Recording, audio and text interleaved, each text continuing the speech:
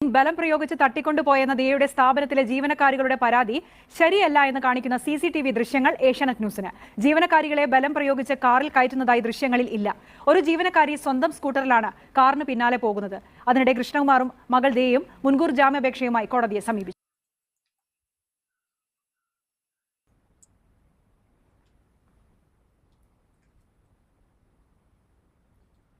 കൃഷ്ണകുമാറും ദിയയും തങ്ങളെ ബലം പ്രയോഗിച്ച് തട്ടിക്കൊണ്ടുപോയെന്നായിരുന്നു ജീവനക്കാരികളുടെ പരാതി. പക്ഷേ ദിയയുടെ കവടിയാറിലെ ഫ്ളാറ്റിൽ നിന്ന് പോലീസ് ശേഖരിച്ച CCTV ദൃശ്യങ്ങളിൽ അങ്ങനെയില്ല. സാമ്പത്തിക കാര്യങ്ങളെക്കുറിച്ചുള്ള ചർച്ച ബഹളത്തിലേക്ക് നീങ്ങിയപ്പോൾ ഫ്ളാറ്റ് അസോസിയേഷൻ പ്രതിനിധികൾ ഇടപെട്ടു. പിന്നാലെ കൃഷ്ണകുമാറിനും കുടുംബത്തിനുമൊപ്പം 3 ജീവനക്കാരികളിൽ 2 പേർ കാറിൽ കയറുന്നുണ്ട്. ഈ ദൃശ്യങ്ങളാണ് CCTVയിലുള്ളത്. ചുറ്റും സ്ത്രീകളടക്കമുള്ളവരുണ്ട്. ജീവനക്കാരിൽ ഒരാൾ അവരുടെ സ്കൂട്ടറിലാണ് ഈ വാഹനത്തിന് പിന്നാലെ പോകുന്നത്. നമസ്കാരം. ദിയ കൃഷ്ണയുടെ വിഷയം നമ്മളെല്ലാം കഴിഞ്ഞ ദിവസങ്ങളിലെല്ലാം കേട്ട വിഷയമാണ്. അതുപോലെ തന്നെ ഞാൻ ഇതിനു മുമ്പ് ചെയ്ത വീഡിയോയ്ക്കകത്തും ആ വിഷയത്തെക്കുറിച്ച് പറഞ്ഞിട്ടുണ്ട്. അപ്പോൾ അത് കണ്ടിട്ടില്ലാത്ത ആളുകൾക്ക് മനസ്സിലാകാൻ വേണ്ടിയിട്ട് പെട്ടെന്ന് ഞാൻ പറയാം. വിഷയം എന്താണെന്ന് വെച്ചാൽ, ദിയ കൃഷ്ണ ഒരു സ്ഥാപനം നടത്തിയിരുന്നു, OBY എന്ന് പറഞ്ഞ്. അവിടെ ഗോൾഡ് കവറിങ് ആഭരണങ്ങൾ പർച്ചേസ് ചെയ്യുന്നുണ്ടായിരുന്നു. അപ്പോൾ അവിടെ വിൽപ്പനയ്ക്കായിട്ട് 3 പെൺകുട്ടികളെ സ്റ്റാഫായിട്ട് നിർത്തിയിരുന്നു. ദിയ കൃഷ്ണ പ്രഗ്നൻ്റ് ആണ്. അപ്പോൾ ആരോഗ്യകരമായിട്ടുള്ള പ്രശ്നങ്ങൾ കാരണം ദിയയ്ക്ക് ഷോപ്പിൽ വരാൻ പറ്റത്തില്ലാത്ത അവസരം ഉണ്ടായപ്പോൾ ഈ പെൺകുട്ടികളെ വിശ്വസിച്ചാണ് ഏൽപ്പിച്ചിരുന്നത്. ഇവരെന്താ ചെയ്തതെന്ന് വെച്ചാൽ, ദിയയുടെ പേരിലുള്ള ഗൂഗിൾ പേയിലേക്ക് കസ്റ്റമേഴ്സ് ഒരു സാധനം വാങ്ങിക്കഴിഞ്ഞു കഴിഞ്ഞാൽ ആ സ്ഥാപനത്തിൻ്റെ QR കോഡിലേക്കല്ല ഈ പൈസ വരുന്നത്. പകരം ഇവർ അതിനെന്തോ കംപ്ലൈൻ്റ് ഉണ്ട്, അതിന് പകരം തങ്ങളുടെ അക്കൗണ്ടിലേക്ക്, തങ്ങളുടെ QR കോഡിലേക്ക് പൈസ അയച്ചു കൊള്ളുക എന്ന് പറഞ്ഞുകൊണ്ട് ഇവരോട് പറയുകയും അങ്ങനെ ഈ കസ്റ്റമേഴ്സ് എല്ലാം തന്നെ ഈ പെൺകുട്ടികളുടെ പേരിലേക്ക് പൈസ അയക്കുകയും പിന്നീട് ദിയയുടെ സഹോദരിയുടെ സുഹൃത്ത് ഈ സ്ഥാപനത്തിൽ നിന്ന് എന്തോ ഒരു സാധനം വാങ്ങിയപ്പോൾ ഇങ്ങനെ ഇവർ പറഞ്ഞത് ഈ ദിയയുടെ അനിയത്തിയോട് പറയുകയും ആ കുട്ടിയെ കുടുംബത്തിൽ ഒന്ന് പറയുകയും അങ്ങനെ ഇവർക്കുണ്ടായ സംശയത്തിൻ്റെ പേരിൽ ചോദ്യം ചെയ്യുകയും ചെയ്തപ്പോഴാണ് സത്യാവസ്ഥ എന്താണെന്ന് മനസ്സിലാവുകയും ഇവർ 69 ലക്ഷം രൂപയോളം ഈ സ്ഥാപനത്തിൽ നിന്ന് അടിച്ചു മാറ്റിയതായിട്ട് അറിയുകയും ചെയ്തത്. അതിനാണ് ഇവർ പ്രശ്നങ്ങൾ ഉണ്ടാക്കുകയും അങ്ങനെ കേസും പ്രശ്നങ്ങളുമായിട്ട് വരികയും ചെയ്തത്. ഇവരോട് ദിയ ചോദിച്ചതാണ്, നിങ്ങൾ തെറ്റ് ചെയ്തിട്ടുണ്ടെങ്കിൽ പറ, എന്തെങ്കിലും നമുക്ക് ഇതിനൊരു പരിഹാരം ഉണ്ടാക്കാം, സത്യം പറ എന്ന് പറഞ്ഞപ്പോൾ, ഇല്ല ചേച്ചി, ഞങ്ങൾ 500 2000 രൂപ എടുത്തിട്ടുള്ളൂ, അതിൽ കൂടുതൽ ഒരു പൈസ എടുത്തിട്ടില്ല എന്ന് ഇവർ ആണയിട്ട് സത്യം ചെയ്തു.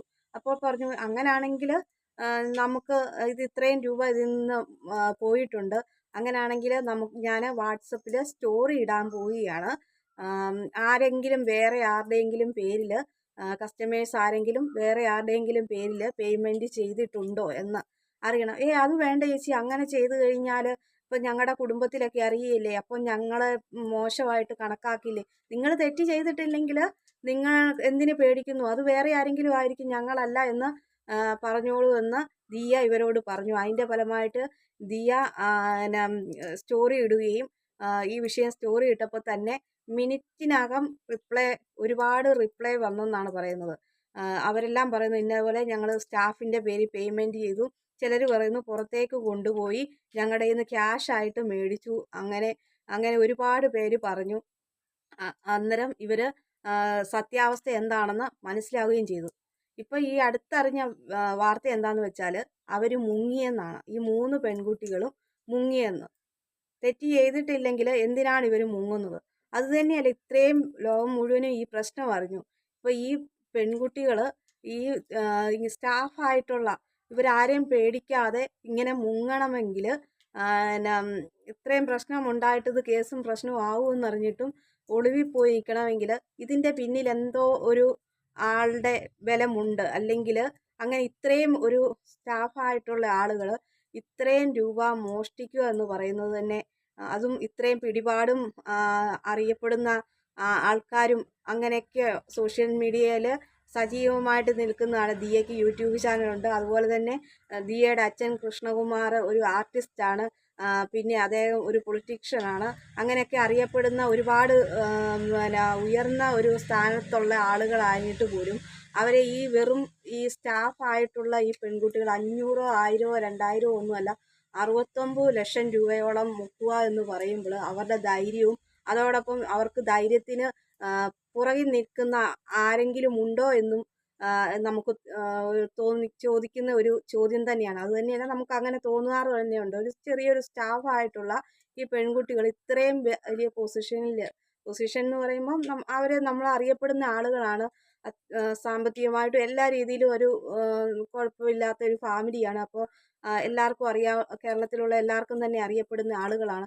അങ്ങനെയുള്ള ഒരാളുടെ അടുത്ത് നിന്ന് ഈ വെറും ഈ 3 പീറ പെണ്ണുങ്ങൾ, അങ്ങനെ തന്നെ പറയാം, ആ പെണ്ണുങ്ങൾ ഇവരുടെ അടുത്തു നിന്ന് പണം മോഷ്ടിക്കുക എന്ന് പറയുമ്പോൾ അത് അവർക്ക് പുറകെ നിൽക്കുന്ന ഒരു ധൈര്യം തരുന്ന, അതുപോലെ തന്നെ ആരോ ഒരു ബലത്തിന് കൂടെ ആളുകളുണ്ട്. അതിപ്പം തന്നെ മുങ്ങിയെന്ന് പറയുമ്പം തന്നെ ഇവരുടെ പിന്നിൽ ആരൊക്കെയോ ഉണ്ട്, ഇവരെ സഹായിക്കുന്ന ആളുകൾ ആരോ ഉണ്ടെന്നാണ് എനിക്ക് തോന്നുന്ന കാര്യം. ഇപ്പം ശരിയാവുമോ എന്നറിയില്ല, എന്നാലും എനിക്കങ്ങനെ തോന്നി, അതുകൊണ്ട് ഞാൻ പറയുന്നതാണ്. ഇപ്പം ഇവർ മുങ്ങിയിരിക്കുന്നു എന്നാണ് അടുത്തറിയുന്ന വാർത്ത. ദിയയുടെ സ്ഥാപനത്തിൽ സ്വന്തം അനിയത്തിമാരെ പോലെ, ദിയയ്ക്ക് അധികം പ്രായമൊന്നുമില്ല, 27 വയസ്സേ ഉള്ളൂ, ഇവർക്കും ആ ഒരു ഏജൊക്കെ കാണുള്ളൂ, എന്നാലും സ്റ്റാഫ് എന്നുള്ള രീതിയല്ല, അതിനപ്പുറം അനിയത്തിമാർ എന്തെങ്കിലും വീട്ടിലെ ഫംഗ്ഷൻ നടക്കുമ്പോൾ പിന്നെ ഇത് എൻ്റെ കടയിലെ പിള്ളേർ വന്നു എന്നും പറഞ്ഞാണ് അവരോ വിളിച്ച് തന്നോടൊപ്പം ചേർത്ത് എല്ലാവരെയും പരിചയപ്പെടുത്തി കൊടുക്കുന്നു എന്നാണ് ദിയ പറയുന്നത്. അതുപോലെ ഒരു വീഡിയോ കാണുമ്പോൾ അറിയാം, വളകാപ്പിൻ്റെയോ അങ്ങനെ എന്തോ ഒരു ഫംഗ്ഷൻ്റെ പിന്നെ ഇവരെ ക്ഷണിക്കുകയും പരിചയപ്പെടുത്തി കൊടുക്കുകയൊക്കെ ചെയ്യുന്ന കാണുമ്പോൾ അത്രയും സ്നേഹത്തോടും കരുതലോടു കൂടിയൊക്കെ വിശ്വാസത്തോടു കൂടിയൊക്കെയാണ്. അപ്പോൾ തൻ്റെ വിശ്വാസത്തിന് മങ്ങലേറ്റു എന്ന് കാണുമ്പം ആരും സഹിക്കുന്ന കാര്യമല്ല. അതുകൊണ്ടാണ് ഒന്നാമത് ദിയ ഈ സമയത്ത് പ്രഗ്നൻ്റ് ആയിട്ടിരിക്കുന്ന സമയത്താണ് ഇതുപോലൊരു മാനസികമായിട്ടുള്ള ഒരു ബുദ്ധിമുട്ടുകൾ ഈ പെൺകുട്ടികൾ കാരണം ഉണ്ടായിരിക്കുന്നത്. അപ്പോൾ അവർ ഫോൺ വിളിച്ചപ്പോൾ രൂക്ഷമായിട്ട് സംസാരിക്കുകയുണ്ടായി ദിയ. അതിപ്പോൾ ആരാണെങ്കിലും അങ്ങനെ തന്നെ സംസാരിക്കും. കാരണം ലോണൊക്കെ എടുത്ത് ഇത്രയും പൈസ മുടക്കി ഒരു സ്ഥാപനം നല്ല പ്രോഫിറ്റ് ഉണ്ടാകണമെന്ന് കരുതി പോകുമ്പോൾ അതിൽ നിന്ന് താൻ വിശ്വസിച്ചേൽപ്പിച്ച ആൾക്കാർ അതിൽ നിന്ന് കട്ടെടുക്കുക എന്ന് പറയുമ്പോൾ ഇതിൽ കൂടുതൽ ചതിവ് പറ്റാനില്ല. അപ്പോൾ ഉണ്ടാകുന്ന ആ ഒരു വിഷമം കൊണ്ട് അവർ രൂക്ഷമായിട്ട് സംസാരിക്കുകയുണ്ടായി. അതുപോലെ തന്നെ കൃഷ്ണകുമാർ കൈ ചൂണ്ടി വർത്താനം പറയുകയും ദേഷ്യപ്പെടുകയൊക്കെ ചെയ്തു. അത് മകളുടെ നേരെ അവർ കയർത്തുകയും മകൾക്കെതിരായിട്ടുണ്ടായ ഈ ഒരു പ്രശ്നം ഉണ്ടാകുമ്പോൾ എന്തായാലും മാതാപിതാക്കൾ സ്വന്തം മക്കളുടെ കൂട്ടത്തിലേ നിൽക്കുകയുള്ളൂ. അപ്പോൾ അച്ഛനെന്ന നിലയിൽ അദ്ദേഹം ആ പെൺകുട്ടികൾക്കെതിരായിട്ട് സംസാരിക്കുകയുണ്ടായി. അതുപോലെ തന്നെ ഇവർ പറയുന്നു തട്ടിക്കൊണ്ട് പോയി എന്ന്. പക്ഷെ ആ ഒരു വീഡിയോ CCTV ക്യാമറയിൽ ആ വീഡിയോ കാണുന്ന ദൃശ്യം കാണുമ്പോൾ നമുക്ക് മനസ്സിലാകാം, ഇവർ രണ്ടുപേരും ഇവരുടെ കാറിൽ കയറുകയും ഒരു പെൺകുട്ടി പുറകെ പോവുകയും ഒക്കെ ചെയ്യുന്നു. അല്ലാതെ ഇവർ എല്ലാവരുടെയും മുമ്പിൽ വെച്ചാണ്, അല്ലാതെ ഒറ്റപ്പെടുത്തിയോ ഒരു ഗുഡിസ സ്ഥലത്തിൽ കൊണ്ടുപോയോ അങ്ങനെയൊന്നും പിടിച്ച് കയറ്റിക്കൊണ്ട് പോകുന്നതല്ല.